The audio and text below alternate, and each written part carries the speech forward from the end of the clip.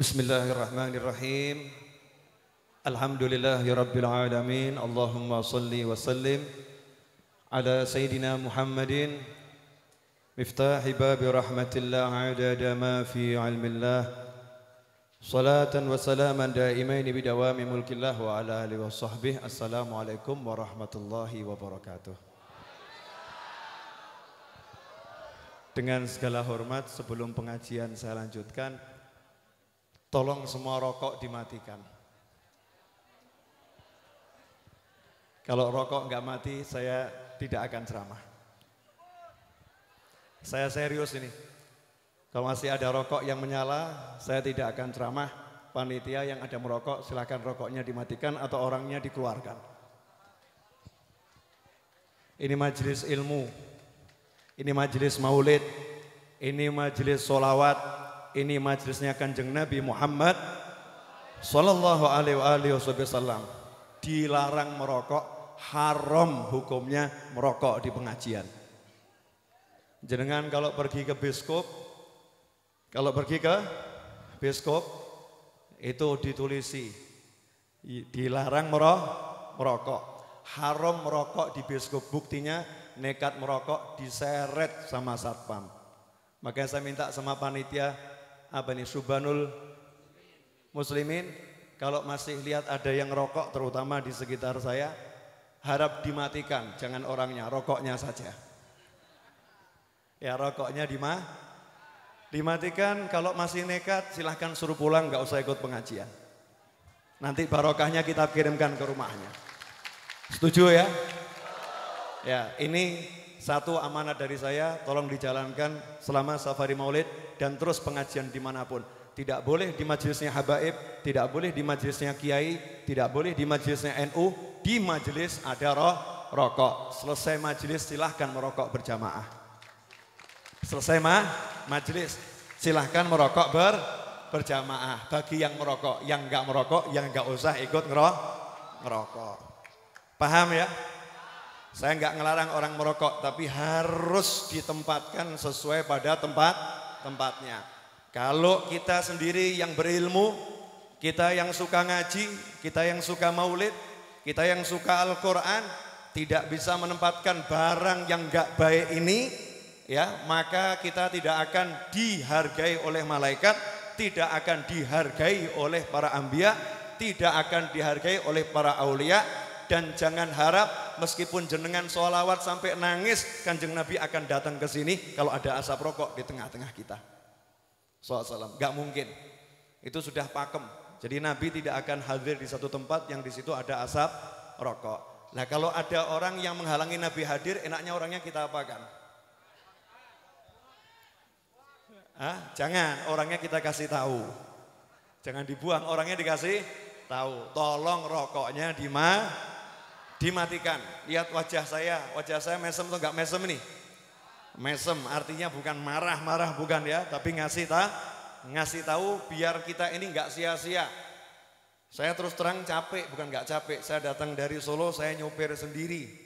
Jadi kalau sampai sini saya enggak dapat rahmat, enggak dapat barokah, enggak dapat manfaat, ruginya luar biasa. Jenengan mungkin dekat, jarak 20, 40, 50 kilo. Itu pun kalau sampai enggak dapat berkah kan ya, naudzubillah min dzalik.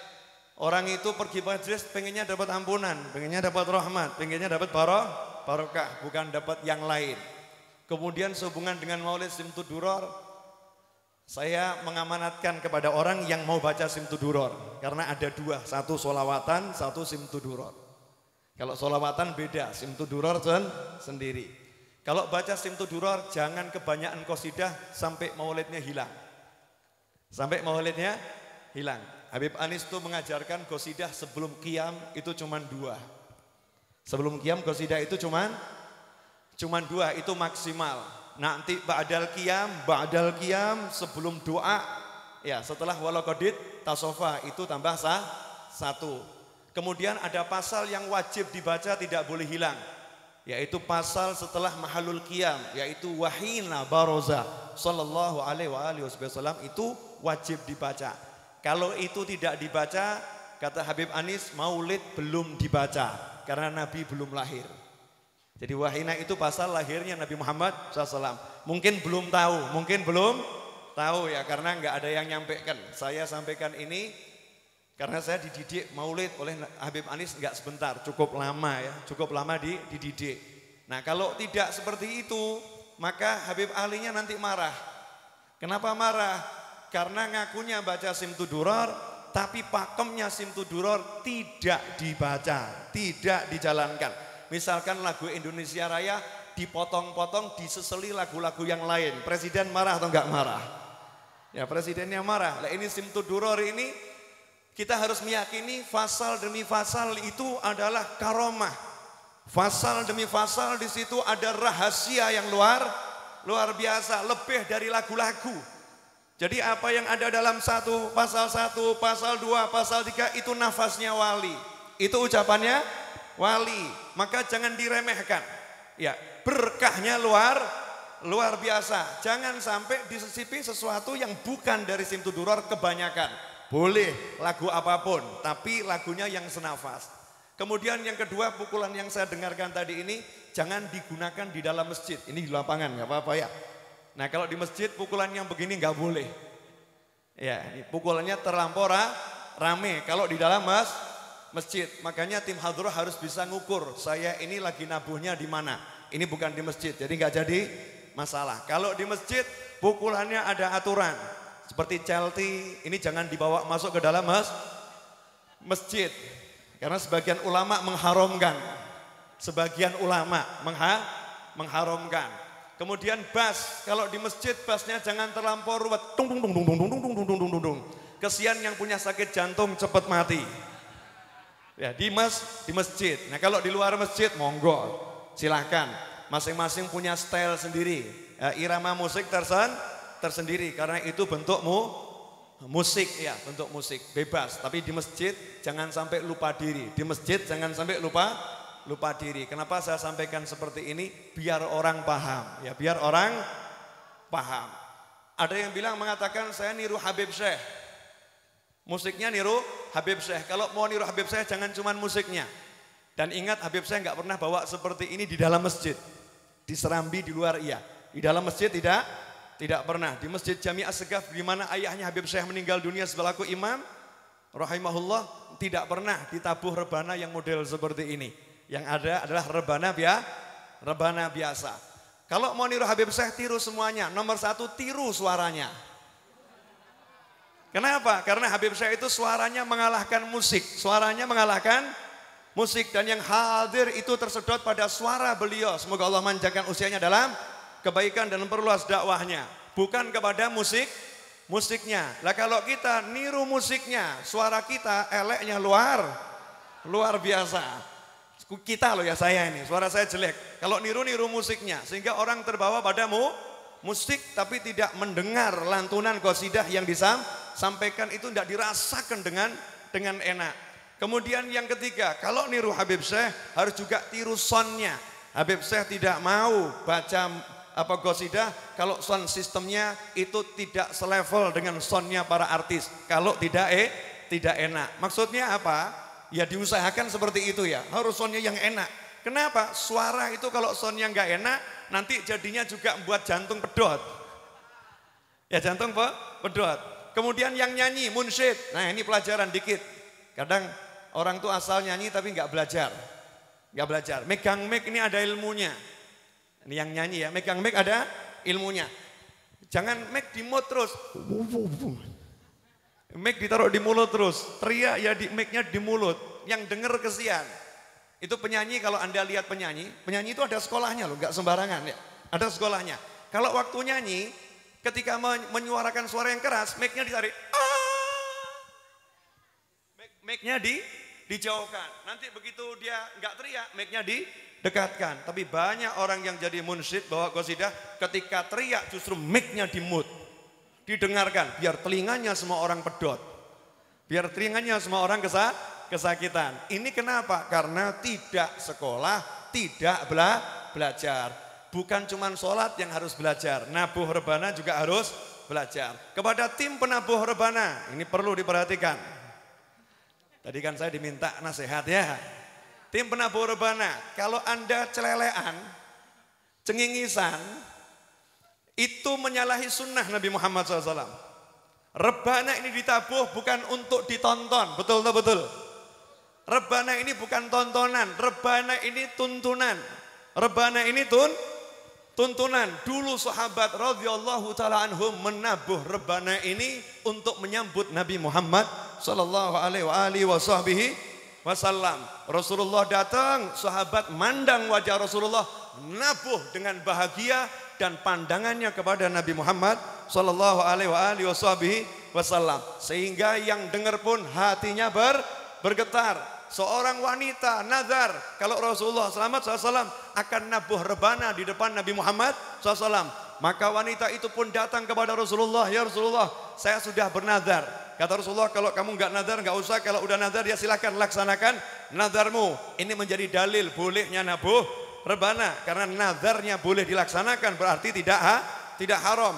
Wanita itu kemudian nabuh rebana sambil mandang wajah Nabi Muhammad SAW dan mukulnya dengan sangat keras. Ini adab menabuh rebana. Seringkali orang nabuh rebana justru ngobrol dengan yang di sampingnya, sedikit pun tidak membayangkan, tidak menghadirkan Nabi Muhammad SAW.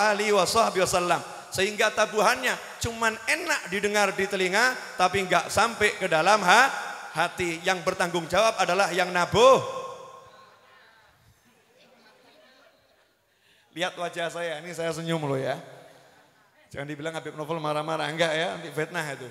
Saya senyum, mungkin yang di luar kalau nggak lihat, saya senyum dan nggak ada niatan apa-apa. Saya pengen semuanya dicintai Rasulullah SAW. Iya, jadi kalau nabuh itu dari awal sampai akhir, bayangkan Rasulullah. Kalau nggak bisa bayangkan Rasulullah, bayangkan guru jenengan. Gurunya siapa dilihat wajahnya. Di Martapoda itu ada almarhum Guru Zaini, itu semua santri yang nabuh rebana lihat wajah beliau. Lihat wajah beliau dan hatinya itu terus nyambung ke gurunya. Sehingga tabuhannya itu rasanya sangat berbeda dengan tabuhannya ledek ketek. Ledek ketek itu juga ada tabuhannya. Ada kan ya?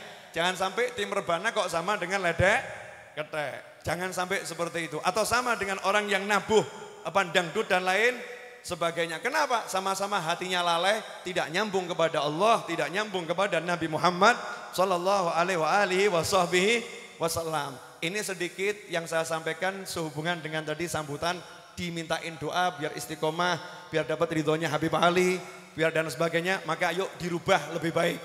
Ya dirubah lebih baik. Maulidnya dilengkapin,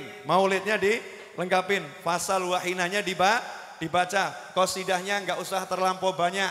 Ya sehingga middle nyambung terus. Kesian kalau mahalul qiyam setengah jam itu yang kakinya sakit repot nanti.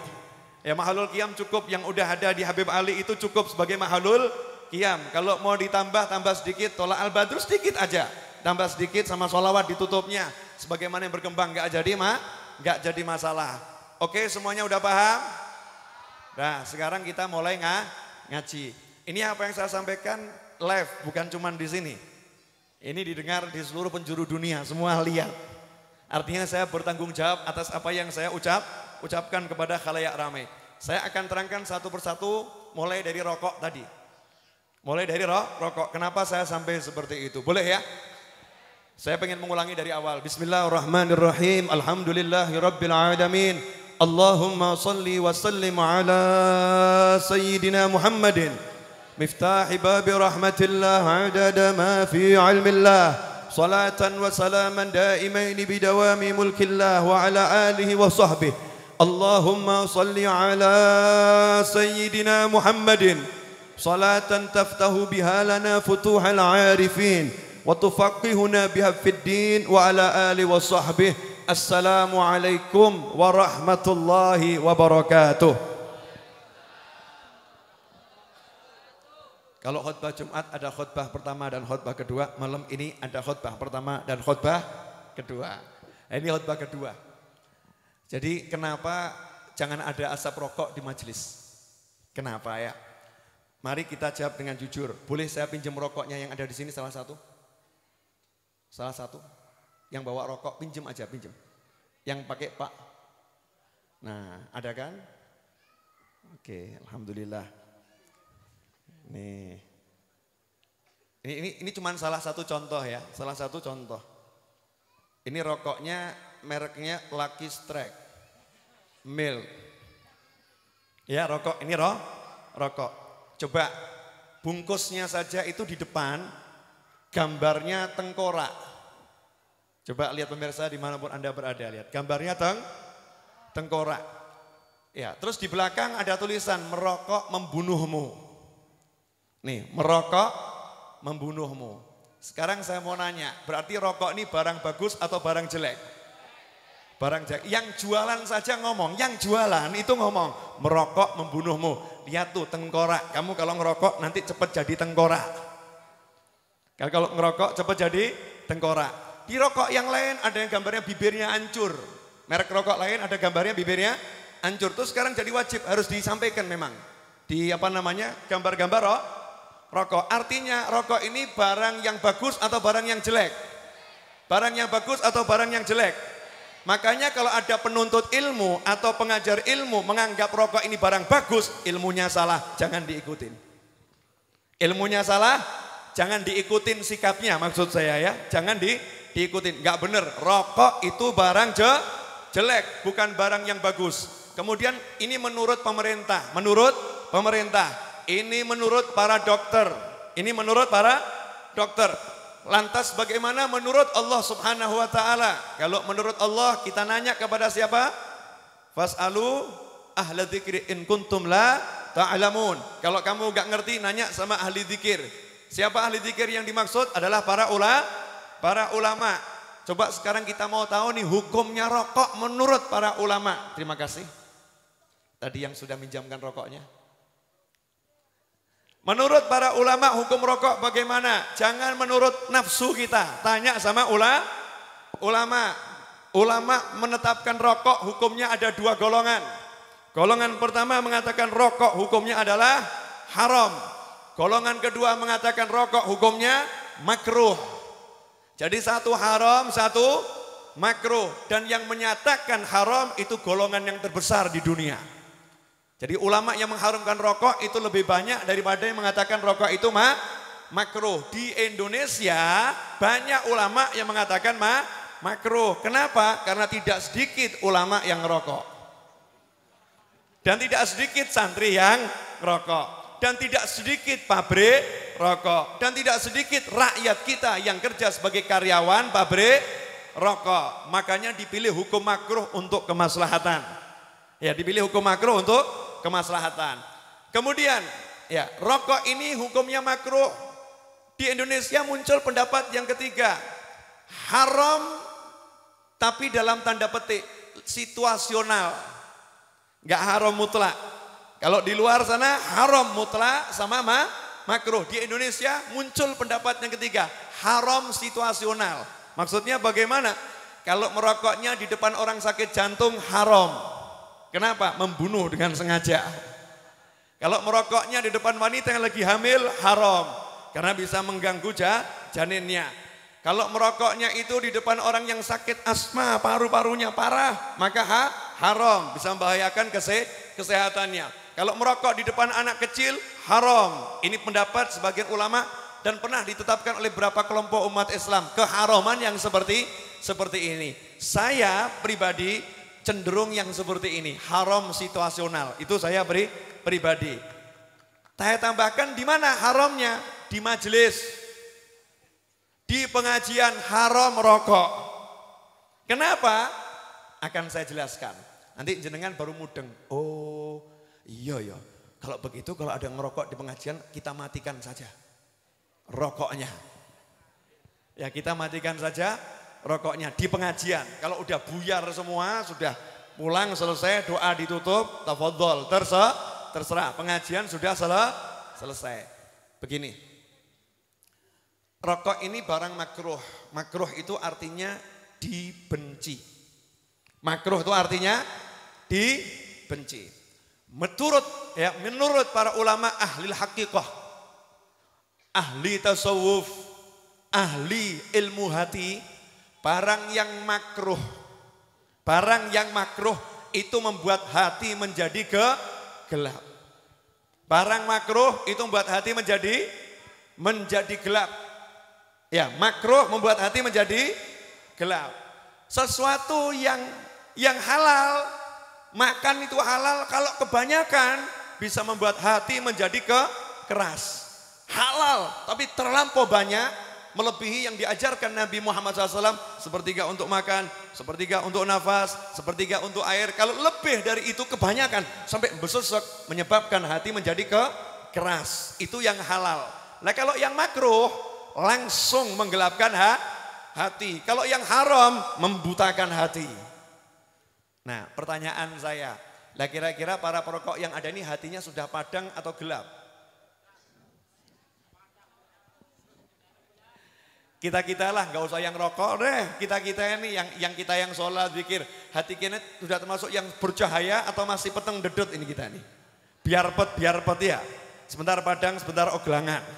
Sebentar padang, sebentar mati. Lah kalau udah hatinya model begini kemudian kena asap rokok, kira-kira bagaimana? Remuk hatinya remuk. Jangan beralasan saya niru wali-wali terdahulu. Wali yang mana? Wali yang mana? Kalau ada wali yang rokok, wali yang mana dan kapan ngerokoknya? Dan rokoknya apa dan ngerokoknya berapa kali? Memang betul ada orang-orang soleh yang rokok, betul. Ada orang-orang soleh yang ngerokok. Tapi coba perhatikan apa yang terjadi. Ketika orang soleh ini ngerokok, ada orang yang ingkar. Duh, wali kok ngerokok? Didatengin, begitu nafasnya, ya, ditiupkan rokoknya, yang keluar baunya gaharu. Coba jenengan ngerokok, yang keluar bau apa? Sudah bau rokok nggak enak, plus abab saya, abab jenengan. Abab kita ya, semakin nggak enak. Kalau wali baunya gaharu. Nah wali itu ngerokok untuk apa? Sedikit membuat kabur, membuat rabun hatinya. Karena hatinya terlampau padang, kelihatan semua. Jadi merokoknya dzarurah. Kalau enggak merokok maka tidak bisa kumpul dengan masyarakat. Kelihatan semua. Yang wajahnya seperti kera kelihatan. Yang wajahnya seperti anjing kelihatan. Yang enggak nyaman toh kumpul sama kera, kumpul sama anjing, kumpul sama babi. Enggak nyaman. Maka biar nyaman dikurangi sedikit pandangannya. Caranya bagaimana? Diturunkan ke level normal. Tidak mau pakai yang haram, pakainya yang makruh sedikit. Maka turun, bisa hidup bermasyarakat dengan enak, bisa hidup bermasyarakat dengan nyaman. Itu para wali. Sehubungan dengan majelis. Ini sehubungan dengan majelis. Boleh saya nanya? Halo. Mudah-mudahan hujannya enggak turun. Cukup rintik-rintik aja ya. Biar rintik-rintiknya seger, yang kesumuan jadi enggak kesumuan. Saya insya Allah ceramah 5 jam, jangan khawatir. Dihitung dari Surabaya. Dari Surabaya 3 jam tambah 2 jam kan 5 jam. Begini ya, majelis. Yang namanya majelis itu diusahakan aromanya harum atau aromanya enggak harum. Sunnah dari Nabi Muhammad SAW, orang itu disuruh mengharumkan dirinya. Dan disuruh mengharumkan tempat duduknya. Betul atau betul? Makanya Rasul mengajarkan, siapa yang duduk tidak berzikir kepada Allah, dan dia duduk tidak bersolawat kepada Nabi Muhammad SAW, dan dia bangun masih dalam kondisi begitu, enggak zikir, enggak solawat, maka duduknya itu dan bangunnya itu akan menjadi penyesalan buat dia kelak di hari kiamat. Dan dia bangun meninggalkan tempat duduknya, aromanya lebih busuk daripada bangkai keledai. Lebih busuk daripada bangkai keledai. Alhamdulillah di majelis zikir, kan duduk zikir dan sholawat nih. Berarti aromanya harum atau enggak harum? Harum. Nah kemudian ketika harum ada yang rusak dengan aroma rokok. Benda makruh, rusak itu aroma harumnya. Maka yang merusak ini kira-kira merugikan atau enggak merugikan? Merugikan atau enggak merugikan? Yang dirugikan satu orang atau banyak orang? Dampaknya apa? Saya akan buktikan dampaknya. Kalau jenengan percaya sama Habib Ali Al-Habsyi, yang insya Allah tanggal 19-20 Januari hall di Solo, Kamis sama Jumat, saya ambilkan cerita dari nasihatnya Habib Ali, bukan dari yang lain. Dari nasihatnya Habib Ali, ini enggak dibuka di majelis umum. Ini yang pernah saya dengar dari apa yang dibaca Habib Anis. Kalau ada orang ngerokok, belum tobat dari merokok, meninggal dunia, dikuburkan di sampingnya wali. Maka dia diblokir dari berkahnya wali tersebut. Nggak dapat syafaatnya, nggak dapat barokahnya. Kapokmu kapan? Makanya niat tobat ngerokok, gitu kan ya? Niat tobat, karena nanti nggak dapat barokahnya. Ya, meninggal belum tobat dari rokok, maka dia dikubur di sampingnya wali, misal di sampingnya Sunan Ampel, di sampingnya Habib Abu Bakar Gresik, di sampingnya Habib Ja'far bin Sehon, di sampingnya ya Mbak Yai Hamid, di sampingnya persis. Kan barokahnya luar biasa. Dia tidak kebagian barokah. Kenapa? Diblokir oleh rokoknya. Diblokir oleh rokoknya. Rugi atau enggak rugi? Ruginya luar biasa. Habib Ali juga menasihatkan, pernah di Hadramut sana ada maulid setiap malam Jumat. Maulid setiap malam Jumat. Waktu itu belum ada Simtud Duror. Masih dibaca di Bai itu. Nah, ketika ada maulid seperti itu, tetangga samping rumah, ini rumahnya seorang Habib baca maulid, di sampingnya tetangganya tidak mau hadir maulid. Bukan karena menganggap maulid bid'ah haram, enggak. Dia tahu maulid bagus. Dia tahu maulid itu sunnah, tapi dia enggak mau hadir maulid. Kenapa? Buat saya lebih baik baca Al-Quran daripada hadir maulid. Saya mau ngaji aja terus, saya enggak mau hadir maulid. Kata tetangganya tadi. Sehingga tiap malam Jumat seperti ini, yang punya rumah ngajak temannya, tetangganya baca maulid, dia di rumah ngaji. Terus seperti itu. Suatu ketika, waktu dia ngaji capek tidur. Dalam tidurnya dia lihat di luar rumahnya rombongan Nabi Muhammad sallallahu alaihi wasallam. Dikawal dengan khulafaur rasyidin, Sayyidina Abu Bakar, Sayyidina Umar, Sayyidina Utsman, Sayyidina Ali radhiyallahu taala anhum ajmain, dan beberapa sahabat besar yang lain berjalan masuk ke dalam rumahnya. Maka dia bahagianya luar biasa.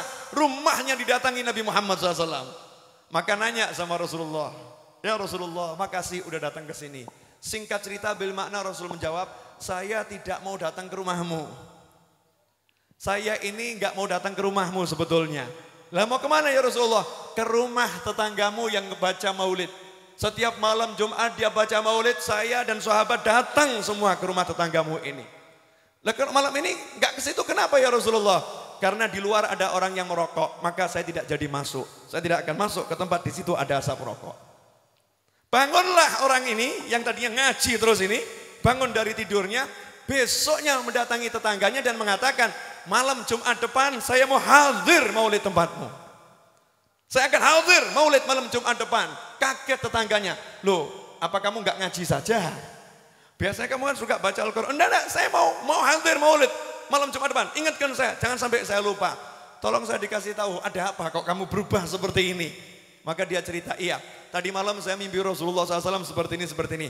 Malam Jumat depan dijaga, jangan sampai ada yang ngerokok. Itu buat Rasul nggak mau datang. Itu buat Rasulullah nggak mau datang. Makanya tadi saya katakan sebelum mulai, ya tolong semua yang merokok dimatikan. Kalau ngeyel lebih baik pulang, nanti berkahnya kita kirimkan.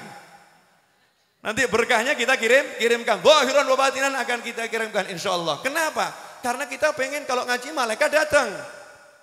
Kita pengen ruhnya orang soleh datang. Apa artinya ilmu kita?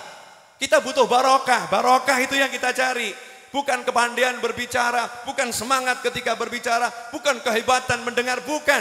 Kita butuh barokah, kita butuh maghfirah, kita butuh rahmat dari Allah Subhanahu wa ta'ala. Dan rahmat itu yang bawa siapa? Turun, dibawa oleh para malaikat. As-sakinah, itu malaikat yang turun, membawa rahmat dari Allah Subhanahu wa ta'ala. Ada malaikat yang turun bawa ampunan. Malaikat itu duduk di majelis mengucapkan Allahumma ghfir lahu, Allahumma arhamhu. Ada malaikat yang di akhir majelis khusus nanti teriak, ankumu maghfuran lakum, silakan pulang, dosa kalian telah diampuni oleh Allah Subhanahu wa ta'ala semuanya. Cuman syarat dan ketentuan berlaku. Begitu ada asap rokok, malaikat lari, gak mau datang, nyingkir malaikat rahmat. Kalau malaikat azab gak peduli mau asap rokok kayak mau anjing kayak mau babi kayak itu ya. Malaikat azab gak peduli sama semua itu. Malaikat rahmat ada aturan, tidak akan masuk rumah yang di situ ada anjing. Malaikat rahmat gak masuk. Termasuk ini asap rokok gak masuk, gak mau malaikat. Makanya Nabi Muhammad SAW ketika sholat ke dalam masjid, Rasul mengatakan jangan bawa aroma bawang dan berambang ke dalam masjid. Kenapa? Karena di masjid banyak malaikat. Malaikat gak suka aroma bawang dan berambang. Begitulah malaikat gak suka aroma rokok. Makanya di majelis dibakar dupa kemenyan seperti ini. Ini aroma yang disukai oleh para malaikat. Ini aroma yang disukai oleh arwah orang-orang yang soleh. Dibakar seperti ini sunnah Nabi Muhammad SAW. Rasulullah punya mijmarah. Rasulullah punya nih tempat untuk bakar. Nih aromanya muncul sekarang nih. Ya kan? Rasulullah punya ini aroma yang seperti ini. Alatnya untuk bakar punya, gahrunya punya. Dan mahal gahrunya Nabi Muhammad SAW. Padahal beliau itu nggak usah pakai wangian. Nabi itu udah wangi. Orang yang disentuh Rasulullah jadi wangi. Di mana Rasulullah jalan jadi harum. Tapi Rasulullah masih pakai wangian. Untuk apa? Mencontohkan kepada umatnya. Agar umatnya pakai seperti ini. Makanya kalau kita baca di hadis nanti fil jannah di dalam surga, setiap orang yang masuk surga akan diberi mijmarah. Setiap orang yang masuk surga akan diberi tempat untuk membakar menyan. Padahal di surga mungkin nggak ada api ya. Tapi diberi tempat bakar menyan karena nggak perlu bakar bisa nyala tuh nggak perlu api. Zaman sekarang pun sudah terbukti bakar tanpa api itu bisa microwave itu ya, bakar tanpa api itu ya. Masukkan aja bisa panas, bisa umum. Teknologinya Allah jauh lebih hebat. Jannah nanti seperti itu. Makanya di majelis jangan sampai ada asap rokok. Yang ada ayo harumkan diri kita, harumkan majelis sehingga malaikat dekat. Kalau malaikat dekat, ruhnya orang soleh dekat, Masya Allah. Bayangkan kalau di majelis seperti ini tiba-tiba Habib Sholeh Al-Hamid ruhnya datang ke sini. Kalau tiba-tiba Habib Ja'far bin Syekhan radhiyallahu taala ruhnya datang ke sini. Al-Habib Abu Bakar bin Muhammad As-Segaf ruhnya datang ke sini. Al-Habib Muhammad bin Idrus Al-Habsyi ruhnya datang ke sini. Mbah Yai Hamid ruhnya datang ke sini. Mbah Yai Khalil Al-Bangkalani ruhnya datang ke sini. Mbah Yai Hashim Asy'ari ruhnya datang ke sini. Mbah Yai Hasan Genggong ruhnya datang ke sini. Kalau ruhnya orang-orang soleh datang ke sini, udah kita diem aja, berkahnya itu luar biasa, rahmat akan turun. Karena kalau orang soleh datang, nggak datang sendirian. Yang bersamanya juga akan ikut datang. Semuanya juga akan ikut mengawal. Dalilnya dari mana? Orang zaman sekarang nggak dikasih dalil ngeyel. Nanya, mana dalilnya Habib? Yai, Ustadz, jangan asal muni, jangan asal bunyi. Kita butuh dalil. Ingat dalam perang Mu'tah. Dalam pertempuran Mu'tah, Nabi Muhammad SAW kehilangan saudara beliau yang sangat berharga. Kehilangan sepupu beliau yang sangat dicintai. Nabi Muhammad SAW itu anak yatim yang diasuh oleh Abu Talib. Yatim Abu Talib. Anak yatim yang diasuh Abu Talib. Maka Rasulullah itu bersaudara dengan Sayyidina Ali bin Abi Talib. Rasulullah bersaudara dengan Sayyidina Ja'far bin Abi Talib. Semua anaknya Abu Talib itu keluarga Nabi Muhammad sallallahu alaihi wasallam. Dalam sebuah pertempuran Mu'tah, Rasulullah mengirimkan Sayyidina Ja'far At-Tayyar, Sayyidina Ja'far bin Abi Talib untuk menjadi panglima perang. Rasul mengatakan kalau Ja'far meninggal nanti biar diganti sama yang lain. Disebutkan namanya satu persatu. Dan betul Sayyidina Ja'far radhiyallahu taala anhu. Coba bayangkan, tangan kanannya ini megang panji Islam, benderanya Rasulullah SAW. Tangan kanannya dibabat pedang oleh musuh, bendera tidak dibiarkan jatuh, diambil dengan tangan kiri. Coba kita bayangkan bagaimana kesulitannya. Tangan kanan pegang bendera, diputus, pegang dengan tangan kiri. Tangan kiri dibabat putus. Sayyidina Ja'far kemudian mengapit bendera itu dengan sisa tangan yang ada. Sisa tangan yang ada. Begitu sudah tidak bisa, baru bendera diambil oleh pimpinan yang ditunjuk oleh Nabi Muhammad SAW. Sayyidina Ja'far kemudian jatuh terkapar. Sahabat pun mengotongnya. Sahabat mengangkatnya. Dikasih minum. Waktu dikasih minum beliau nolak. Gak usah. Saya lagi puasa. Ini sepupu Nabi Muhammad SAW. Ini saudaranya Rasulullah SAW. Ini ahlul bait Nabi Muhammad SAW. Ini keluarga Rasulullah. Saya lagi puasa dan saya pengen berbukanya nanti saja di surga, jangan sekarang. Akhirnya beliau menghembuskan nafasnya terakhir meninggal dunia. Di tubuhnya bagian depan ditemukan tidak kurang dari 70 luka, bekas pedang, bekas tombak, bekas panah, 70 luka. Semuanya di depan. Gak ada yang dari samping, gak ada yang dari belakang. Artinya apa? Beliau selalu maju menghadapi musuh. Tidak pernah miring, gak pernah mundur. Maju, pantang mundur dan tidak ada rasa takut. Itulah aulia, orang-orang yang soleh. Yang ditakuti hanyalah Allah Subhanahu wa ta'ala. Hasilnya apa? Rasul gak ikut pulang SAW. Rasulullah di Madinah lagi duduk-duduk dengan sahabat. tiba-tiba Rasulullah SAW berkata, Waalaikumsalam warahmatullahi wabarakatuh. Dan ngobrol. Sahabat diam gak berani nanya. Selesai, maka Rasul pun ditanya oleh para sahabat. Ya Rasulullah, kenapa gak seperti biasanya engkau melihat ke atas dan menjawab salam, kemudian berdialog. Rasul mengatakan, ini Ja'far meninggal. Ja'far gugur sebagai syuhada. Ruhnya datang ke sini mengucapkan salam kepadaku, pamit mau ke surga. Pamit mau ke surga, dikawal oleh malaikat yang tak terkira, di antaranya malaikat Jibril alaihissalam mengawalnya. Itulah ruhnya orang soleh. Ketika ruh orang soleh datang, pengawalnya juga ikut datang, nggak sendirian. Nah itulah majelis. Jadikan majelis seperti itu, bukan euforia, gegap gembita, bukan. Majelis itu yang kita cari berdatangannya arwah kaum solihin, berdatangannya para malaikatul kiram, dan sampai nanti pada puncaknya datangnya seluruh pimpinan makhluk Allah, yaitu baginda Muhammad sallallahu alaihi wasallam. Karena itu kalau kita lihat majelisnya ulama-ulama terdahulu berbeda. Al Habib Ali bin Muhammad bin Husain Al Habsyi radhiyallahu taala anhu, beliau itu kalau ceramah belum mengucapkan salam, baru ngangkat kepalanya, yang hadir semua nangis. Baru ngangkat kepala gini, yang hadir semua nangis. Dan beliau ikut menangis. Kita udah doa, teriak-teriak, ngajak nangis. Yang ngajak nangis gak nangis, yang diajak juga gak nangis. Betul tak betul? Beda sekali. Kenapa terjadi perbedaan yang luar biasa? Kualitasnya majelis itu merosot turun dari zahir sampai batin. Nah kalau kita pengen batin, ayo kita perbaiki yang zahir. Niatkan majelis itu untuk Nabi Muhammad SAW. Maka apa yang gak disukai Rasulullah di majelis, jangan kita bawa. Saya punya teman perokok berat. Cuman saya salut. Mau masuk masjid, naik motor nih. Mau masuk masjid, dia buka itu jok motor. Kemudian rokoknya dimasukkan ke dalam jok. Ditutup lagi joknya. Saya nanya, kenapa rokoknya gak dibawa masuk? Ini rumah Allah, gak layak saya bawa rokok masuk ke dalam rumah Allah. Ini rumah Allah, gak layak ini rokok saya bawa masuk ke dalam rumah. Ini barang dibenci Allah. Ini gak haram tapi dibenci Allah. Gak layak saya bawa masuk menghadap Allah Subhanahu Wa Taala. Ikut bersama saya untuk sholat ngadep Allah. Bagaimana sholat saya akan diterima? Wong di tubuh saya ada barang yang dibenci Allah Subhanahu Wa Taala. Ini namanya orang yang hatinya mengagungkan Allah Subhanahu wa taala. Wa may yu'azzim sya'airallahi fa innaha min taqwal qulub. Itu majelis. Majelis enggak perlu banyak, kalau bisa banyak lebih bagus. Apa artinya banyak kalau malaikat enggak hadir? Apa artinya banyak kalau ruh orang soleh enggak hadir? Apa artinya banyak kalau nabi enggak suka? Lebih baik majelis 2 orang, 3 orang tapi yang hadir arwah orang soleh yang tak terkira. Yang hadir kumpulan malaikat yang luar biasa, yang hadir Nabi Muhammad sallallahu alaihi wasallam. Saya mau kasih contoh. Sebetulnya ini rahasia. Pemirsa di rumah kalau nggak percaya jangan dengarkan. Saya mau ngomong sesuatu yang agak berat, kalau jenengan nggak percaya jangan dengarkan. Habib Ali bin Muhammad bin Husain Al Habsyi radhiyallahu taala anhu, ketika tawaf di Ka'bah, selesai tawaf, lihat ada satu orang tua. Maka Habib, mohon maaf yang di belakang layar diam. Kalau nggak bisa diam, cari tempat ngobrol di tempat yang lain.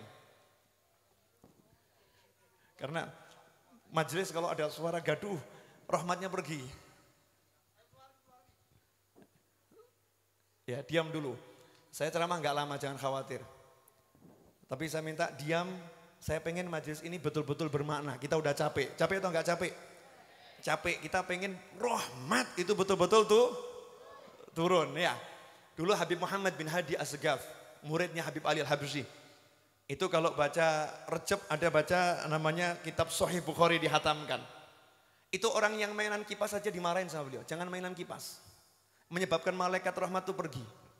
Banyak gerakan buat malaikat pergi. Kita tahu sholat Jumat. Ini kadang nggak dijelaskan ketika belajar sholat Jumat. Sholat Jumat itu orang yang mengatakan kepada temannya, pahala sholat Jumatnya batal. Pahala sholat Jumatnya batal karena berbuat laghaw. Kenapa dikatakan batal? Cuman gara-gara seperti itu. Itu yang ngomong, apalagi yang ngomong, apalagi yang rame. Kenapa? Karena sesaat perhatiannya kepada khatib sempat pergi. Sesaat perhatiannya kepada khatib sempat pergi. Dia perhatiannya kepada orang orang lain. Pahala Jumat gak dikasihkan. Kenapa? Syarat untuk mendapatkan ilmu ada. Wa idza quri'al Qur'anu fastami'u lahu wa ansitu la'allakum turhamun. Syarat dapatkan ilmu itu diam mendengarkan. Kalau udah diam mendengarkan nanti Allah yang isi. Nanti Allah yang isi. Nanti Allah yang ngasih. Memang begitu caranya orang cari ilmu. Dan caranya orang menyampaikan ilmu. Makanya majelisnya para sahabat radhiyallahu ta'ala anhum. Tidak ada yang berbicara semua diam. Sampai di atas kepalanya seperti ada burung. Seperti ada burung yang bertengger. Gak ada yang gerak sahabat Nabi Muhammad SAW. Jangan kita katakan, wah itu kan Nabi yang ceramah. Kalau begitu nanti gak bisa dibuat contoh. Ya Nabi buat contoh, artinya Rasulullah memberikan contoh kepada kita semua. Kecuali kalau ada anak kecil nangis gak jadi masalah. Namanya juga anak-anak. Anak kecil rewel, biarin anak kecil rewel. Yang penting bapaknya gak rewel. Ya anak kecil nangis, biarin, yang penting bukan ibunya yang nangis. Itu natural, nggak jadi masalah. Hadirin yang dimuliakan Allah Subhanahu wa taala. Kembali ke cerita awal tadi. Ini cerita wali-wali besar. Tolong didengarkan baik-baik. Mudah-mudahan saya dapat rahmat dan tidak dapat amarah ini menceritakan ini. Jadi Habib Ali tawaf di Ka'bah. Selesai tawaf ada orang tua di pojok, disamperin Syekh Ali. Tertarik hatinya, disamperin. Duduk berdua, nggak banyak orang, berdua. Orang tadi kemudian mengatakan, Al-Fatihah ila ruh waliullah hadha. Al-Fatihah ila ruh Nabiullah hadha. Al-Fatihah ila ruh waliullah hadha. Jadi disebutkan Fatihah untuk ruh waliullah namanya fulan ini, ada di sini. Fulan ini ada di sini. Ini ruh semua yang disebut ada di sini. Ada di sini, ada di sini. Semua disebut satu dan katakan ada di sini. Kemudian Al-Fatihah. Habib Ali Al-Habsyi baca Fatihah. Bismillah sampai amin. Waladdallin amin. Habib Ali mengatakan, saya mendengar orang ini baca Al-Quran dari awal juz sampai juz yang ke-30. Sementara saya membaca Al-Fatihah. Yang saya baca Al-Fatihah, saya baca Fatihah biasa, tapi telinga saya mendengar dari mulai Al-Fatihah, Al-Baqarah sampai An-Nas. Semua saya dengar dengan jelas. Sementara saya baca surat Al-Fatihah. Cukup 2 orang yang duduk, tapi yang datang luar biasa. La tasyabbahu. Kalau kita nggak bisa seperti beliau-beliau, kita tiru dulu. Kalau kita niru nih caranya, maka nanti bisa dapat. Bisa dapat. Habib Abu Bakar Gresik, bagaimana majelisnya dulu? Bisa membuat orang yang datang tuh langsung ingat sama Allah. Duduk merasa nyaman, merasa tenang. Gak mikir apa-apa. Badannya jadi sehat, penyakitnya jadi hilang. Hidup jadi bersemangat, jadi mendapatkan sesuatu. Karena memang dikelola dengan ruhaniyah yang luar biasa. Hadirin yang dimuliakan Allah. Karena itu saya pribadi mengatakan merokok di dalam majelis ilmu hukumnya adalah haram. Jelas semuanya? Nah nanti kalau udah di luar majelis monggo kerso bebas. Itu tadi baru mukadimah, belum pengajian. Jadi pengajiannya mau sampai jam berapa ini? Saya nggak tahu kebiasaan masyarakat sekitar Probolinggo nih. Menurut informasi itu menyenangkan hati saya. Biasanya 30 menit selesai bebas. Biasanya 40 menit selesai. Jadi nggak usah banyak-banyak, saya mau ngaji 1 bab saja, nggak repot-repot, bab yang gampang ya. Tadi itu oleh-oleh bagaimana ngelola majelis. Oh ada amanat dari guru saya. Majelis mau berhasil. Nah, majelis mau berhasil ada 4 hal. Mumpung ingat nih. Boleh ya? Majelis mau berhasil ada 4 hal. Pertama, yang dilihat harus enak. Ini bagus nih backgroundnya belakang ya kan. Ada 2 wajah orang ganteng di atas tuh. Bagus tuh. Ya kan? Settingannya di sini ada berbagai bentuk bunga-bunga macam-macam. Jadi dilihat mata enak. Ya, Habibnya juga habis cukur. Kemudian pakai rida, bajunya juga milih yang agak bagus. Biar apa? Innallaha jamil yuhibbul jamal. Yang dilihat indah. Kalau yang dilihat enak, itu sudah mulai. Insya Allah majelisnya jadinya enak. Tapi ada nomor 2. Yang dicium juga enak. Yang dicium enak, aromanya harum, ada sedep malam. Ada ukup nih, ya kan? Ada dupa, pakai parfum. Kalau dulu orang-orang tua dulu pakai minyak mawar. Jawa Timur tuh kan ya, air mawar tuh kan ya. Sekarang udah hilang tuh air mawar ya. Dulu Jawa Timur saya sering masih dapat tuh air mawar disemprotkan kalau mahalul qiyam itu kan harum. Jadi yang dicium harum. Sekarang yang dicium banyak asap rokok. Tapi sudah steril, udah bersih nih, nggak ada asap rokok lagi kan? Enak kan? Seger nih ya, seger, nggak ada asap rokok. Yang dicium harum. Kemudian yang ketiga, yang dicicipi enak. Jadi kalau ngelola majelis mau berhasil, nanti yang dimakan enak. Saya lihat tuh makanan kelihatannya enak-enak itu. Cuman belum nyampe ke sini ya, Beb ya, belum ya. Di sana-sana kayaknya udah jalan tuh makanan. Yang hadir sudah, kelihatannya Habib-habibnya belum dapat ini.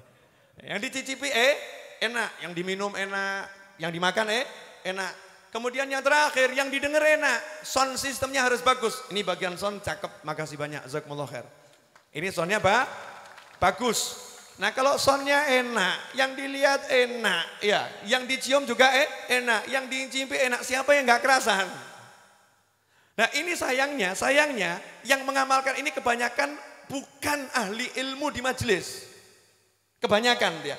Justru orang buat mohon maaf ya, orang buat biskop itu yang ditonjolkan soundnya bagus, layarnya besar, tempatnya nyaman, aromanya harum, betul. Bahkan toiletnya bagus, aromanya harum, pandangannya enak. Di toilet masih ada bunga teratai luar biasa, cuman yang diincipi nggak enak di sana. Tapi udah dua itu terpenuhi, enak dilihat, ya enak aromanya di toilet, ya di toiletnya. Biskop aja seperti itu. Sementara kita di majelis kok nggak bisa begitu, salah kan? Makanya dulu Habib Anis itu almarhum, beliau menata majelis. Kalau kita lihat Habib Anis kan pakaiannya bagus, ya kan ya? Dilihat giginya utuh semua, ya kan? Walaupun itu gigi pasangan, tapi kelihatan utuh, rapi. Kemudian beliau juga pakai gaharu, nggak sembarangan gaharu itu. Minimal dulu ya, dulu gaharu nggak semahal sekarang. Dulu 1 kilo sekitar 80 juta, 100 juta itu. 1 kilo yang dibakar itu nggak sembarangan itu. Ya mahal, parfumnya. Anda kalau mencium tangannya Habib Anis, kalau sempat mencium, saya sampai sekarang belum ketemu tuh parfum yang seperti itu. Kenapa? Habib Anis rahimahullah, kalau beliau itu subuh pakai parfum, bukan cuma pakai parfum, tangannya dikasih gaharu, bakar gaharu di tangannya. Nanya ini, Beb kenapa kau pakai parfum begini, pakai gaharu segala? Kata beliau, iya mereka sudah menghargai tangan saya, maka saya menghormati hidungnya. Mereka menghargai tangan saya akan hargai hidungnya. Nah kadang kita habis makan macam-macam langsung ngasih kentangan sama orang. Sama juga yang ngajak salaman gitu kan ya, habis makan plok megang tangan kiainya atau habibnya. Podo kurang ajarin. Makanya ada adab berjabat tangan itu ada, nggak sembarangan orang asal jabat tangan, cium tangan, enggak. Makanya orang dulu kalau mau cium tangan habis makan pakai parfum dulu kan cepet-cepet karena tangannya mau dicium sama orang. Almarhum ayah saya. Itu karena senang kalau pagi selain saya cium tangannya, saya cium kening beliau. Saya cium, Allah yarhamuh, saya cium keningnya. Maka ayah saya tiap pagi itu keningnya dikasih parfum. Kenapa? Senang dicium sama anaknya. Biar aromanya keningnya harum. Jadi itu syarat mau berhasilnya majelis, aromanya enak, yang diincipi enak, sound sistemnya bagus, tata letak ruangnya, dekorasinya, pakaiannya harus cakep. Kalau ustadznya banyak rambutnya putih, semir dikit. Ini saya udah semiran semua ini. Ya saya ini walaupun umur baru 41, ya sudah 41, tapi pigmen rambut nggak dapat yang bagus, dapatnya banyak warna putih. Makanya saya semir coklat tua, ya dark brown gini. Ini warnanya warna tipu nih, bukan asli nih, udah campur palsu, tapi nggak apa-apa. Yang penting masih sedap dipandang. Dipandang. Makanya mubaligh, guru, orang ngajar, nabu rebana, karena itu dilihat orang banyak harus nampilkan yang bagus. Jangan ngobrol sendiri. Di depan nanti ngomong, jangan, senyum. Ya, usahakan senyum. Saya itu latihan senyum sampai hari ini. Dari mulai saya ceramah, sampai hari ini saya selalu latihan senyum. Jadi kalau ceramah harus senyum terus, harus. Saya usahakan senyum terus. Kenapa? Saya ingat pesan guru saya. Ya, saya ingat pesan guru saya. Kalau pengen meninggalnya senyum, maka latihan hidupnya senyum dulu. Nanti kalau hidupnya senyum, insya Allah matinya juga senyum. Nah, mau ngetes enggak? Kira-kira nanti Bapak Ibu matinya senyum enggak? Mau? Mau saya kasih testernya, mau? Nah, nanti kalau mau tidur, titip handphone ke suami atau titip handphone ke istri. Ya, kalau udah tidur, coba suruh motret. Nah, bangun tidur lihat wajah jenengan. Nah, itulah kira-kira potret jenengan waktu mati nanti ya mirip seperti itu. Mirip seperti itu. Potret saya ya mirip seperti itu, nggak jauh berbeda. Yuk tidurnya udah suka senyum, makanya kalau mau tidur senyum dulu. Jangan tidur sama ngambek. Ibu-ibu nih, ibu-ibu ingat nih, tidur sama ngambek. Nah, matinya begitu nanti. Na'udzubillah min dzalik. Jadi harus pasang wajah yang senyum. Matal mar'u ala ma'ash alaih. Seseorang akan mati sesuai dengan cara hidupnya. Hidupnya senyum-senyum, ya meninggalnya senyum insyaallah. Habib Anis tuh coba lihat wafatnya bagaimana. Sedikit kita kenang ya, sedikit kita kenang. Beliau dapat julukan The Smiling Habib. Habib yang murah senyum, yang selalu tersenyum.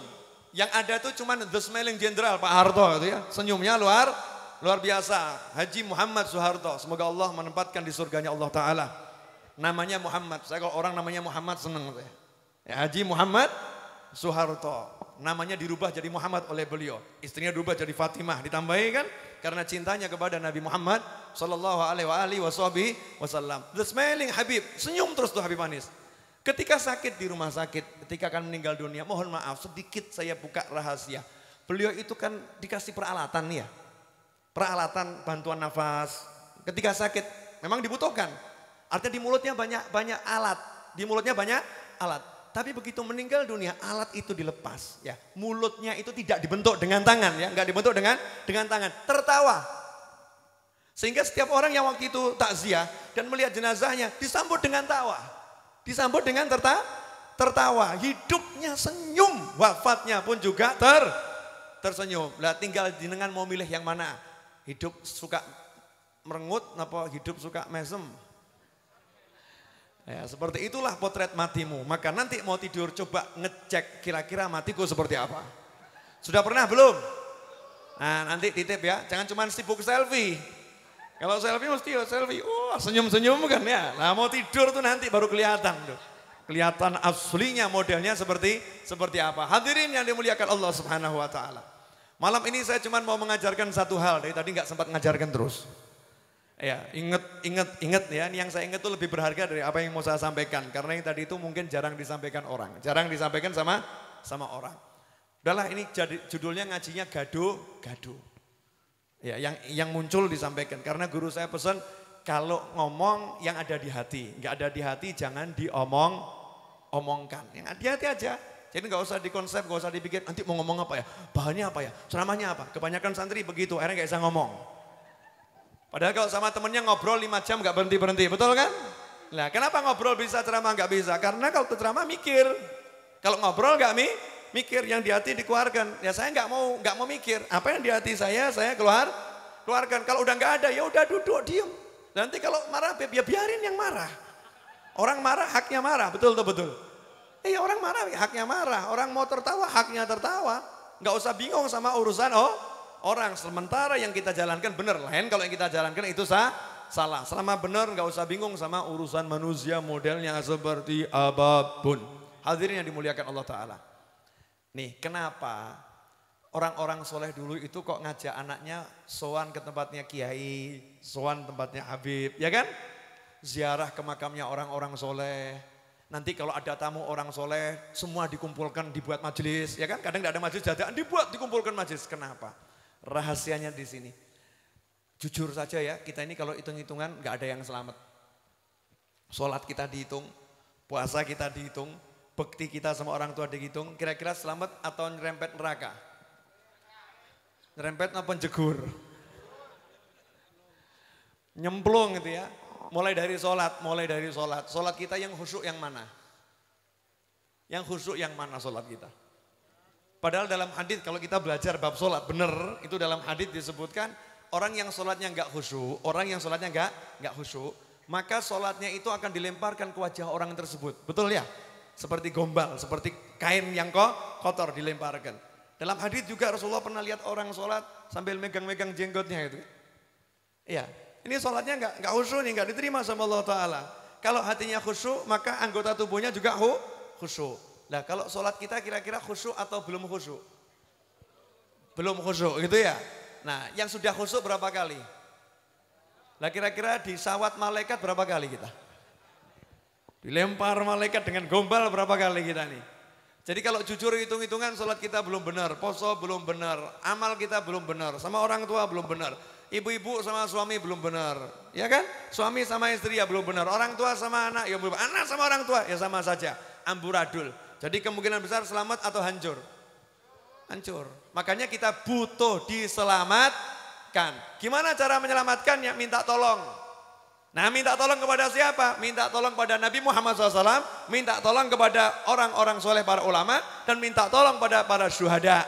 Rasul menyatakan, yashfa'u yaumal qiyamah thalath, al-anbiya, thumma al-ulama, thumma syuhada. Nabi, ulama, syuhada itu yang bisa memberikan pertolongan kelak di hari kiamat. Pinternya orang-orang tua dulu, biar kita dapat pertolongannya ulama, maka kita diajak pergi ke rumahnya ulama. Dikenal, no? Nah, Yai anak saya. Yai cucu saya, Habib ini anak saya, Habib ini cucu saya. Kenalkan sering. Kemudian bahkan ada yang sering ngirimi gula nih. Ke tempatnya kiainya kirimi gula. Sampai kiainya ingat, oh ini kalau buat teh, buat majelis, ini gulanya dari Ibu Fulanah ini, dari Pak Fulan. Kemudian ziarah kepada yang sudah meninggal dunia. Yai Hamid, ziarah kepada Habib Ja'far bin Syekhan, ziarah. Sehingga kenal tiap Jumat, oh ini biasa datang ini. Kenal. Manfaatnya apa? Nanti kalau kita meninggal dunia, kita bicara akhirat saja, nggak usah dunia, dunia juga banyak. Kita bicara akhirat.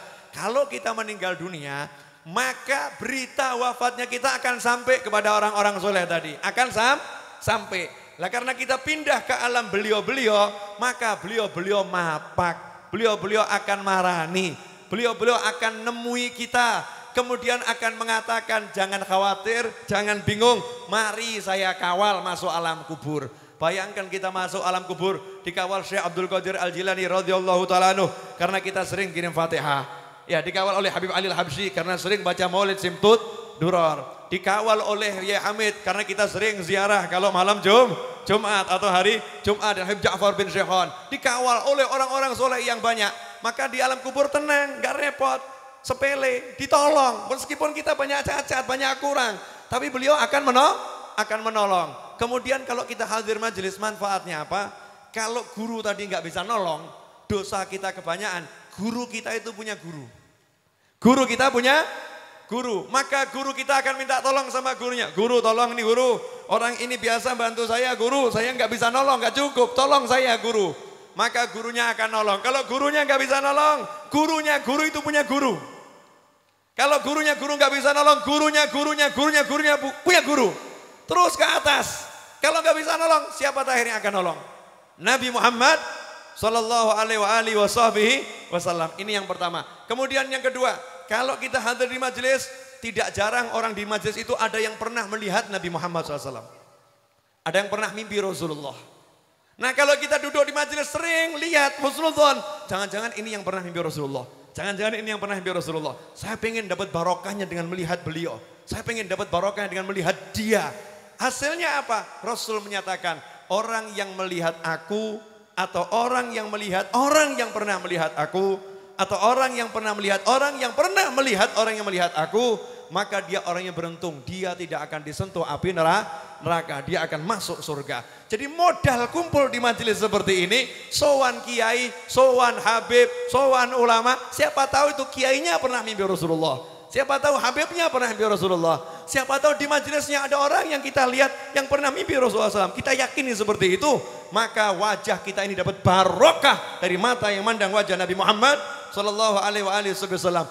Kita masih ingat suatu ketika ada paceklik yang luar biasa panas, masyarakat kumpul sholat istisqa.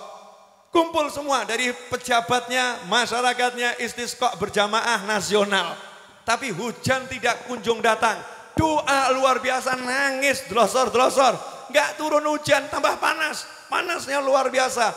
Itu bukan sekali dua kali istisqa, berkali-kali. Sehingga datang orang asing lewat, lihat ada orang kumpul banyak, heran. Ada apa ini semua kok pada kumpul di sini?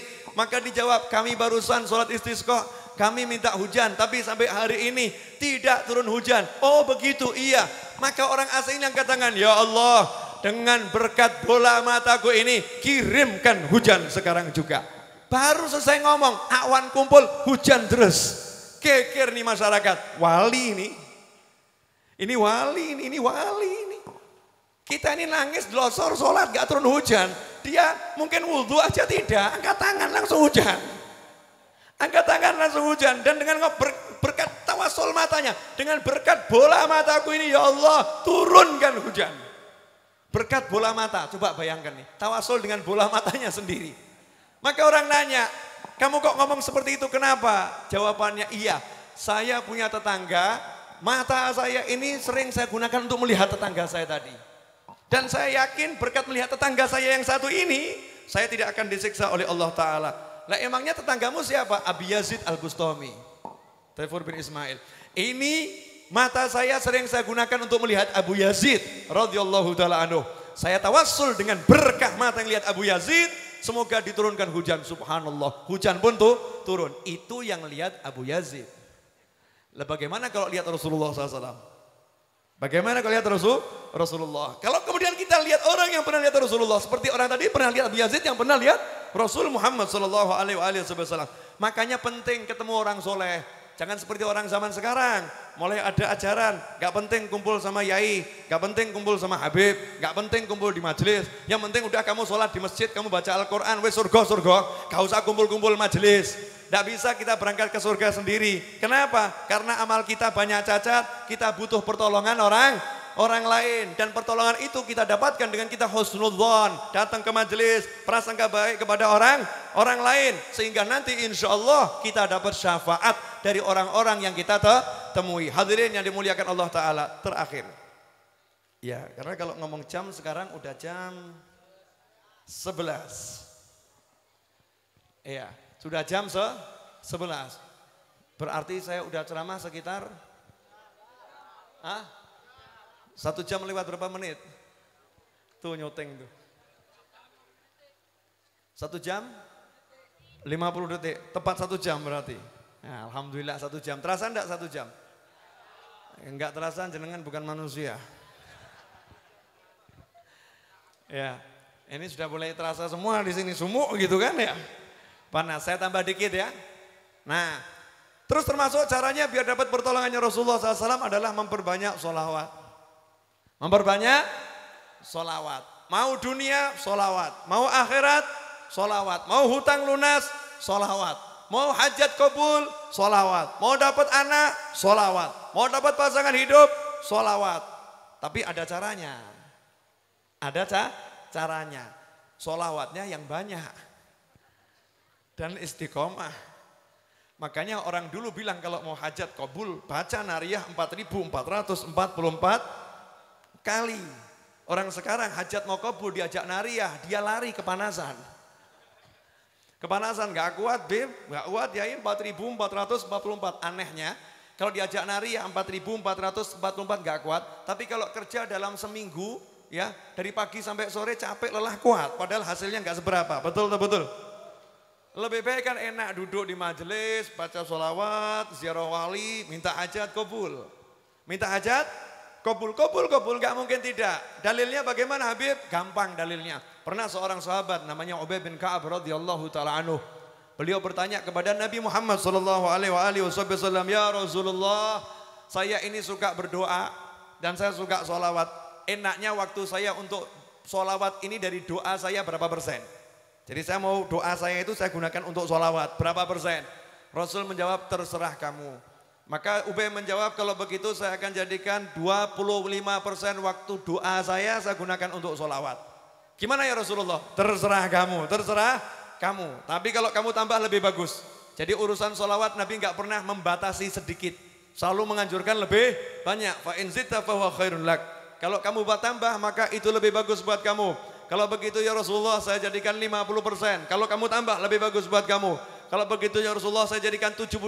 Kalau kamu tambah lebih bagus buat kamu. Terserah, tapi kalau kamu tambah lebih bagus. Kalau begitu ya Rasulullah saya nggak akan doa lagi deh. 100% buat sholawatan aja. 100% saya buat baca sholawat, nggak doa lagi.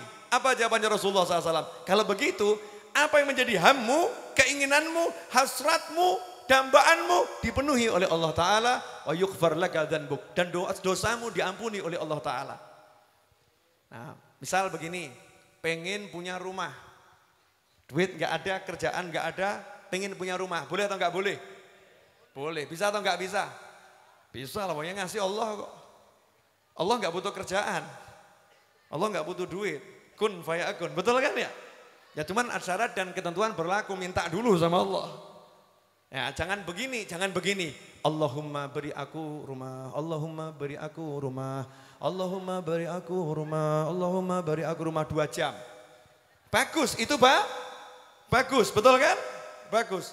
Tapi ada cara yang lebih bagus, gimana? Tadi yang diajarkan sahabat, yang diajarkan Nabi Muhammad SAW. Seluruh waktumu untuk berdoa, ganti untuk sholawat.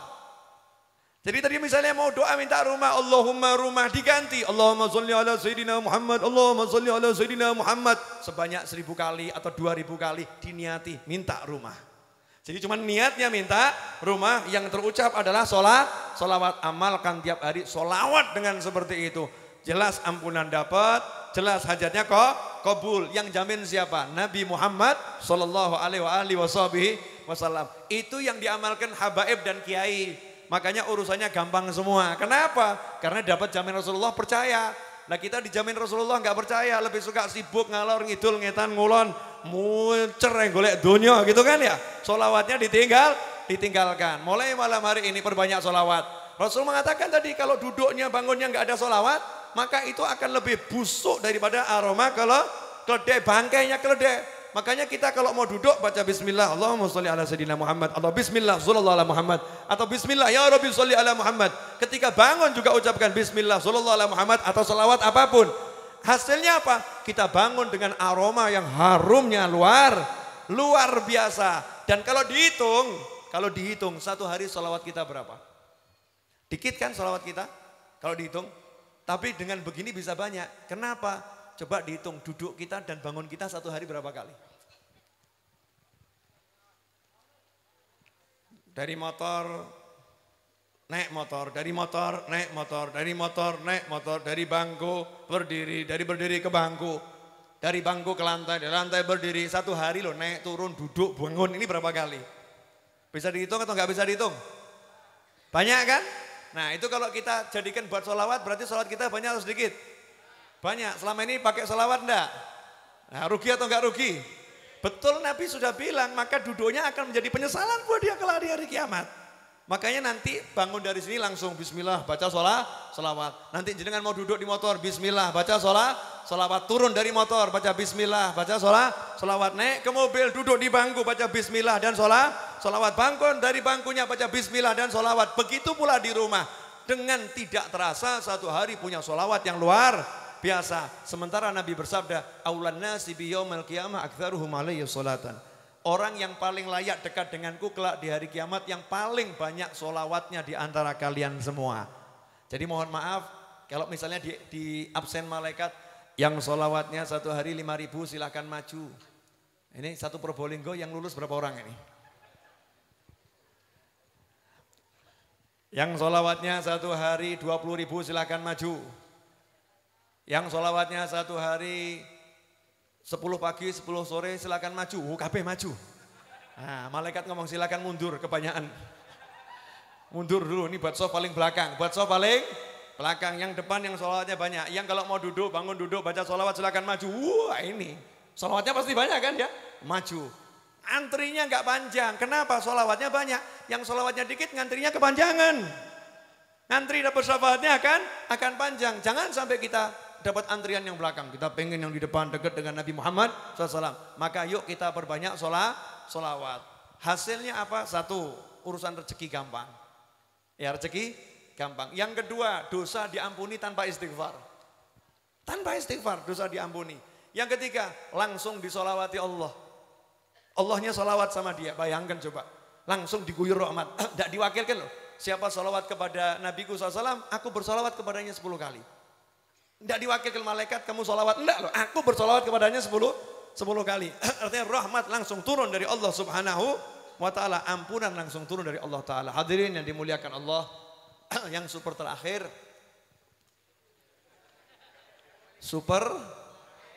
Ini saya sampaikan di mana-mana. Di mana-mana saya sampaikan.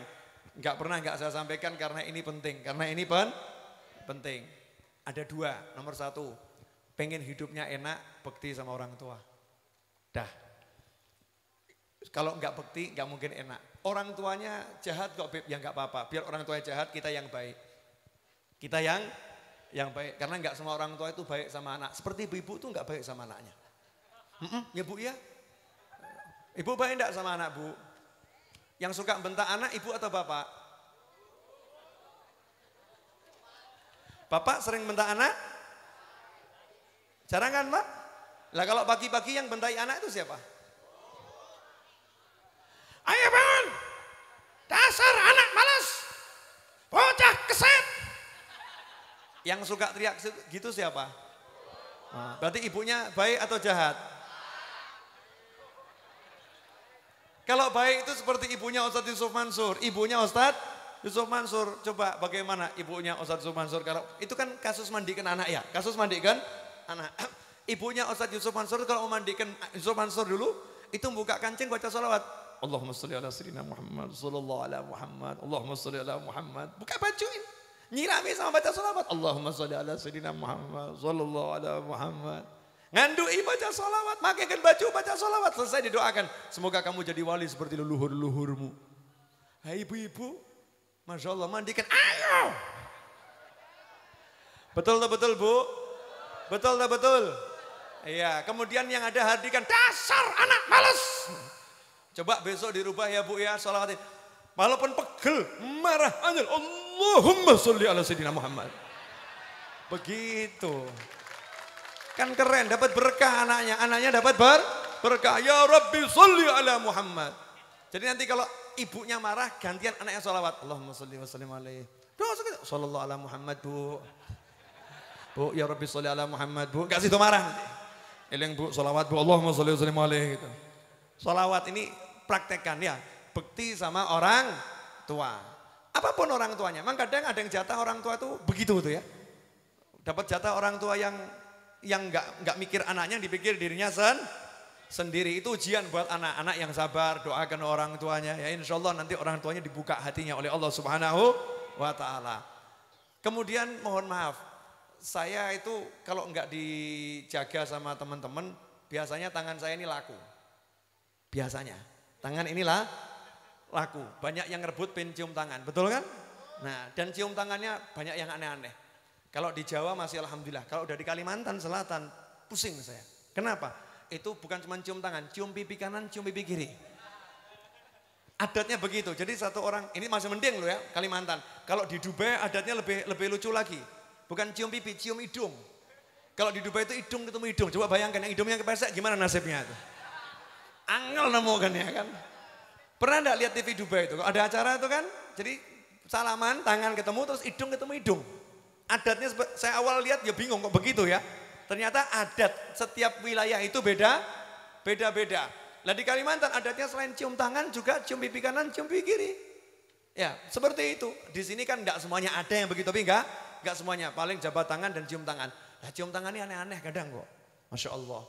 Makanya cium tangan lihat-lihat ya, lihat. Kejenengan kan cuma cium tangan sekali. Lah yang dicium tangannya berapa kali? Kalau orangnya 1000 berarti 1000 kali dia ngasihkan tangannya. Nah kalau cium tangannya cuma salaman enak. Assalamualaikum Bib, sehat Bib, enak. Lah kalau tangan Habibnya, yang satu lagi Habib, bolak balik. Masya Allah. Itu bukan satu tuh, banyak orang itu kan ya. Kemudian ada lagi yang lagi bilang Habib, Masya Allah. Jadi lap umbel. Tangan Habib jadi lap umbelnya itu tangan Habibnya ini mau barokah ini. Saya pernah suatu ketika ceramah, pemirsa dimanapun Anda berada, off the record ya, jangan cerita sama orang lain. Saya pernah ceramah itu sudah naik di mobil. Terus ada satu orang gitu ya, orang baik. Habib izin cium tangan. Ya udah saya buka jendela, saya kasihkan tangan saya. Itu jari saya 4 diremet. Jempol saya dimasukkan mulutnya, diklamuti. Ya saya di hati, yeah. Hati saya ya, yeah. Begitu. Gak ada itu yang namanya sahabat begitu, gak ada. Ya sahabat itu ta'zim mengagungkan Nabi Muhammad SAW. Ludahnya Rasul dicari. Bukan jempolnya Rasul kemudian dicokot, gak ada kan. Gak begitu caranya, ada ta'zim, ada pengagungan. Cuman yang namanya kita kan harus hormati orang yang baik niatnya ya kan ya. Jadi saya ya senyum ya, segera cepet rampung di hati gitu ya, tapi senyum.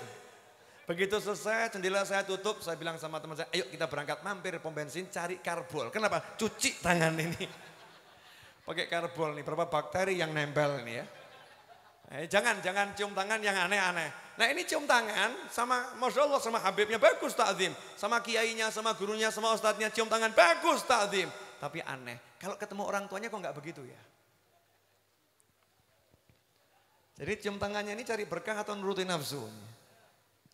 Kalau mau cari berkah, tangannya Habib, tangannya kiai sama tangan bapak ibu kita tuh hebat tangan bapak ibu kita barokahnya. Betul kan? Nah kenapa nggak dicari? Itu tiap hari ada di rumah. Tiap hari ada di rumah. Cium keningnya, cium tuh keningnya itu. Jangan sampai terlambat cium kening, udah kaku jadi mayit baru dicium keningnya. Bapak, ibu, ciumi keningnya. Jawab mayit, telat nak, telat. Telat. Mumpung masih hidup cium keningnya. Itu yang dilakukan Nabi Muhammad SAW kepada Fatimah Zahra radhiyallahu ta'ala anha. Dan itu yang dilakukan Fatimah Zahra kepada Nabi Muhammad SAW. Kalau ketemu Fatimah cium kening Rasulullah, Rasulullah cium kening Fatimah. Sejak menjadi anak berapa kali jenengan cium kening orang tua? Hah? Belas, kening loh, kening. Nah kalau keningnya istri, nggak usah diomong ya. Padahal suami atau istri status bisa berubah sewaktu-waktu, betul kan? Tapi kalau orang tua nggak mungkin berubah status. Nah, kenapa yang statusnya nggak berubah dan berkahnya itu jelas tidak kita deketin? Karena setan itu pinter. Sekali anak itu cium kening orang tua, Allah ridho. Karena orang tuanya senang, Allah ridho. Ridho Allah fi ridhol walidain. Allah ridho, malaikatnya senang. Minta ampun, setan nangis. Satu hari saya sesatkan dia. Pagi-pagi dia dapat ridho orang tua, dia diridhoi Allah. Nangis setannya. Makanya setan itu buat tim khusus anti cium tangan orang tua. Buat tim khusus anti cium tangan orang tua di PCI. Gak usah cium tangannya, gak usah cium keningnya. Wagu lo. Keko, gak enak lo, gak enak. Wes biasa wae. Itu setan. Mau mulai cium kening orang tua, saya tahu nggak usah cium kening segala, nggak usah. Dan nggak enak. Nanti jadinya nggak nyaman loh orang tuamu. Ini setan ini. Udah pegang bu, pak permisi ya sekali. Wagu, kaku memang. Pertama kaku, jalankan seminggu akan jadi sesuatu yang luar biasa. Buktikan merahmu. Ya, jadi jangan cuman berani sama Habib sama kiainya, nubruk cupiki ya. Orang tuanya silahkan ditubruk, orang tua sendiri, jangan Habib ya, sorry. Soalnya itu nanti menyakiti. Kesian beliau coba dikerubuk orang 100 ribu coba. Ya capek loh, siapa cium tangan bola, balik itu capek dan sakit. Tapi yang namanya ulama itu harus sabar.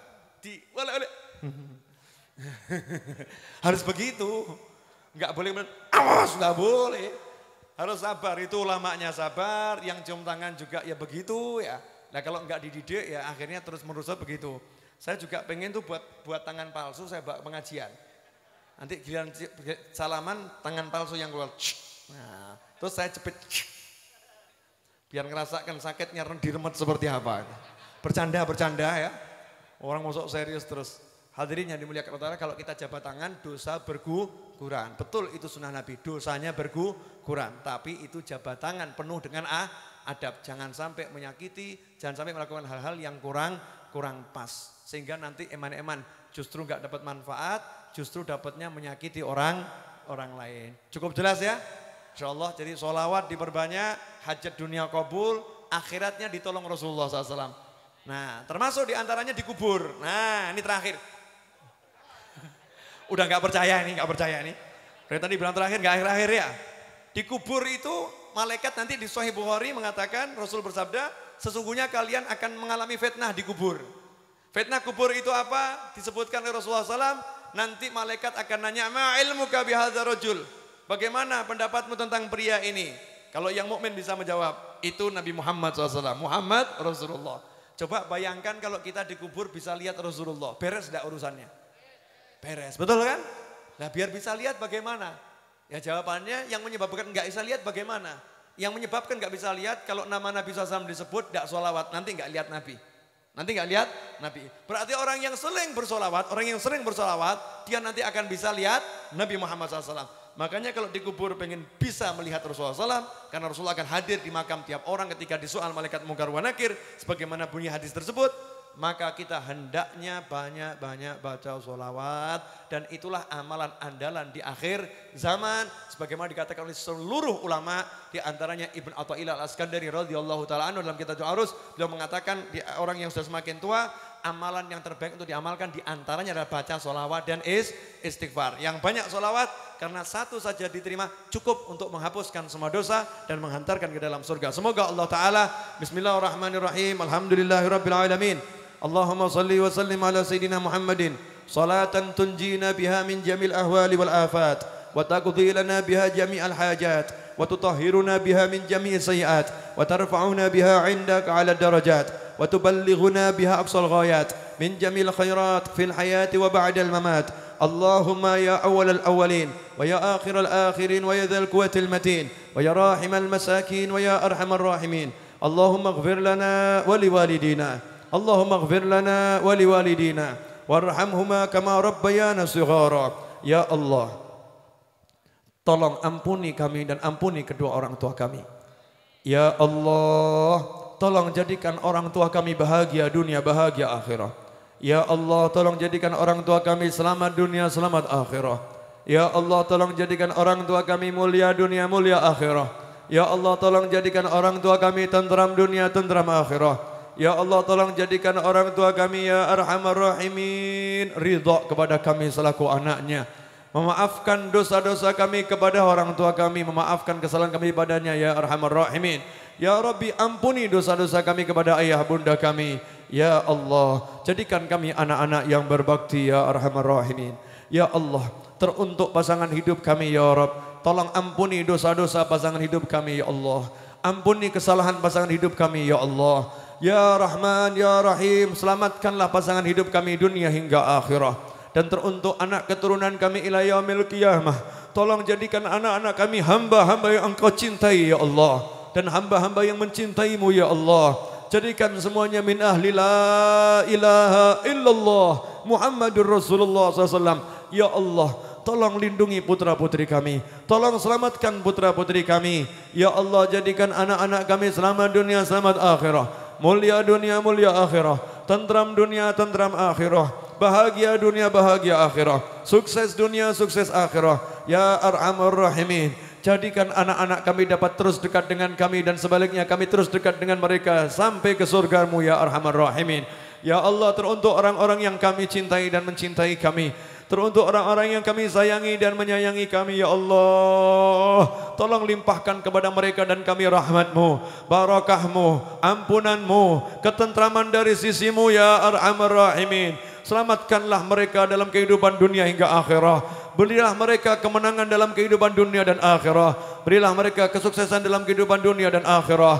Dan teruntuk semua yang hadir, yang melihat tayangan ini dan mendengar suara doa ini dimanapun berada dan sampai kapanpun ya Allah, jadikan semuanya ya Arhamar Rahimin panjang umur dalam kebaikan ya Allah, panjang umur dalam kemudahan ya Allah, panjang umur dalam kebahagiaan ya Allah, panjang umur dalam limpahan rezeki yang barokah ya Arhamar Rahimin. Jadikan semuanya sehat walafiat, sembuhkan yang sakit di antara mereka dan kami ya Arhamar Rahimin. Ya Rahman, Ya Rahim. Setelah semua itu nanti ya Allah, akhiri usia kami dengan memandang wajah Nabi Muhammad sallallahu alaihi wasallam. Akhiri usia kami dengan melihat Rasulullah. Akhiri usia kami dengan Rasul di samping kami dan tersenyum kepada kami ya Arhamar Rahimin. Rabbana zalamna anfusana wa in lam taghfir lana wa tarhamna lanakunanna minal khasirin.